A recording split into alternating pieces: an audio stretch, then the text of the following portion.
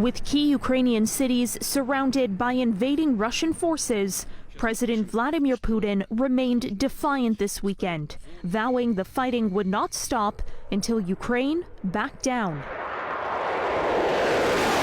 Putin made the comments during a phone call with his Turkish counterpart. According to the Kremlin's accounting of that phone call, Putin said he would only stop the offensive if Kyiv ceases hostilities and fulfills Russia's requirements, of which Ukraine is perfectly aware. With Moscow and Kyiv set to hold another round of talks on Monday, Russia is also issuing a new threat to Ukraine's Western allies. Russia's defense ministry warns any country offering its airfields to the Ukrainian military could be considered parties to the war. The threat comes as Ukraine's president appeals for Soviet-era fighter jets to fend off Russian attacks. It's your humanitarian duty to protect us, to protect civilians. And you can do it.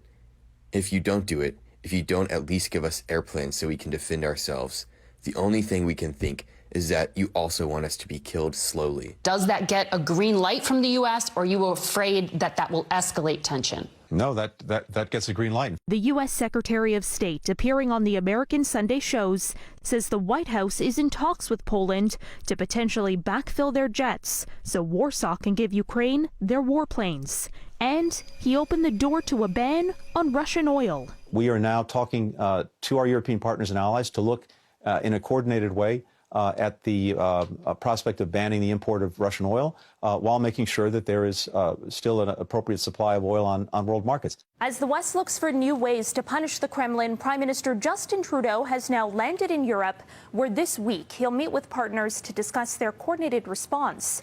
Meantime, the Canadian Armed Forces says in the coming days, additional flights will depart with both lethal and non-lethal military equipment earmarked for Ukraine. Karen Ciolin, City News.